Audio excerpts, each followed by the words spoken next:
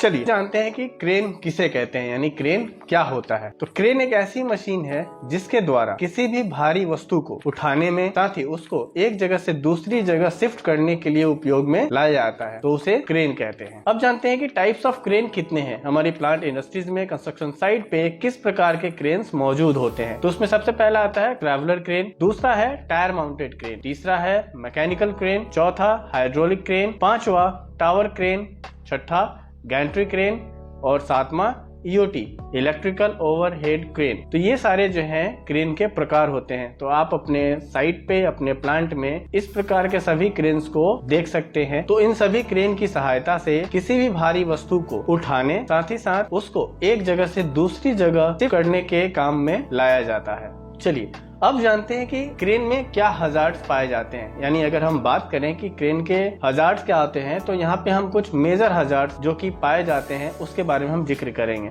तो जिसमें पहला आता है ओवरटर्निंग ऑफ क्रेन्स, दूसरा होता है कांटेक्ट विथ इलेक्ट्रिकल केबल्स या फिर ओवरहेड पाइपलाइंस वगैरह होती हैं, तीसरा सडन रिलीज ऑफ लोड, चौथा स्ट्रक्चरल फेलियर, पांचवा कांटेक्ट और collision with other plant and structures, छठा फॉलिंग ऑब्जेक्ट, सातवां विंड कंडीशन, आठवां इम्प्रॉपर क्रेन सेटअप, नौवां ओवरलोडिंग, दसवां मैकेनिकल फेलियर। तो ये सभी जो है क्रेन के मेजर हजार्ड्स होते हैं, जो कि कॉमन हजार्ड्स हैं, जो कि आपको प्रायः जब भी आप क्रेन का इस्तेमाल करते हैं तो ये हजार्ड आपके आसपास होते हैं। और क्रेन का उपयोग करने से पहले इन सभी हजार्ड को सुनिश्चित करना, साथ ही इनके कंट्रोल मेजर्स को सुनिश्चित करके ही क्रेन का इस्तेमाल हमें करना होता है। अब जानते हैं कि क्रेन का इस्तेमाल करने से पहले हमें क्रेन के लीगल कंप्लायंसेस क्या क्या सुनिश्चित करने होते हैं। तो as per factory act 1948 section 29 के अंतर्गत जितने भी lifting machine, lifting tools and tackles होते हैं, उनका once in year disapproved competent person के द्वारा इंस्पेक्शन किया जाना चाहिए। लिफ्टिंग मशीन क्या क्या होती है, तो अभी जो हमने जो सारी क्रेन्स के बारे में बात की, चाहे वो ट्रैवलर क्रेन हो, टायर माउंटेन हो, हाइड्रोलिक क्रेन हो, टावर क्रेन हो, वो सभी जो है लिफ्टिंग मशीन्स में आती हैं। इसके अलावा लिफ्टिंग टूल्स टैकल्स क्या होते हैं, तो लिफ्टिंग टूल्स टैकल्स में web sling, wire rope sling, chain pulley blocks,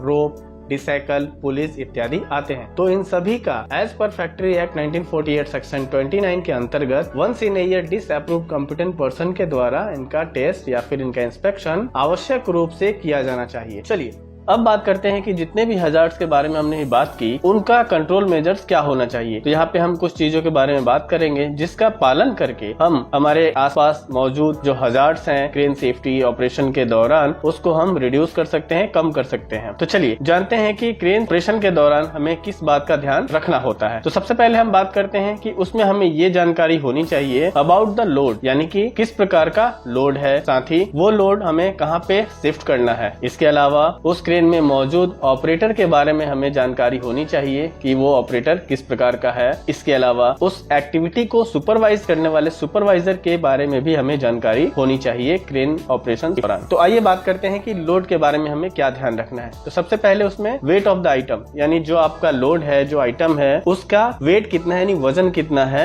इस बात की जानकारी हमारे पास होनी चाहिए। साथ ही उस आइटम का डायमेंशन क्या है, यानी वो कितना बड़ा है, उसका साइज क्या है, इस बात की भी जानकारी होनी चाहिए। इसके अलावा अगर कोई स्पेशल इंस्ट्रक्शन है मैन्युफैक्चरर के द्वारा, उस बात का भी जानकारी हमारे पास होना चाहिए। अगर वो मटेरियल हजार्डस है या फिर उसमें किसी भी प्रकार का डेंजरस सब्सटेंस है तो इन सभी चीजों की जानकारी हमारे पास लोड के बारे में होनी चाहिए। चलिए अब जानते हैं कि उस क्रेन में मौजूद ऑपरेटर के बारे में हमारे पास क्या जानकारी होनी चाहिए। तो सबसे पहले हमें ये सुनिश्चित करना होता है कि उस क्रेन में, उस इक्विपमेंट में जो मौजूद ऑपरेटर है वो प्रॉपर ट्रेन्ड है और उसके पास एक अच्छा खासा एक्सपीरियंस है क्रेन ऑपरेशन का। इसके बाद उस ऑपरेटर के पास वैलिड लाइसेंस है या नहीं, इस बात को भी आपको सुनिश्चित करना होता है। साथ ही आपको यही सुनिश्चित करना होता है कि क्या वो ऑपरेटर अवेयर है जो भी मेथड से आप हैंडलिंग करने वाले हैं मटेरियल को, उसके बारे में। इसके अलावा आपको यही सुनिश्चित करना होता है कि जो ऑपरेटर उस इक्विपमेंट पे मौजूद है उसको उस एक्टिविटी के दौरान जो हजार्ड होते हैं उसके बारे में वो वेल अवेयर है और उसमें जो भी इमरजेंसी सिचुएशंस आती है उसको वो हैंडल करने के तरीके तरीके से वाकिफ है। तो इन सभी बातों का सुनिश्चित करना होता है ऑपरेटर के केस में। अब जानते हैं कि सुपरवाइजर के लिए हमें क्या क्या सुनिश्चित करना पड़ता है। तो सबसे पहले आपको ये सुनिश्चित करना है कि उस एक्टिविटी में जो मौजूद जो डेडिकेटेड सुपरवाइजर है, क्या वो ट्रेंड है मटेरियल हैंडलिंग में। इसके अलावा क्या वो फैमिलियर है जो स्टैट्यूटरी रिक्वायरमेंट्स है, जो लीगल कंप्लायंसेस होती हैं उसके बारे में। इसके अलावा क्या वो सुपरवाइजर कैपेबल है इमरजेंसी हैंडलिंग के लिए। तो ये सुपरवाइजर के केस में आपको सुनिश्चित करना होता है।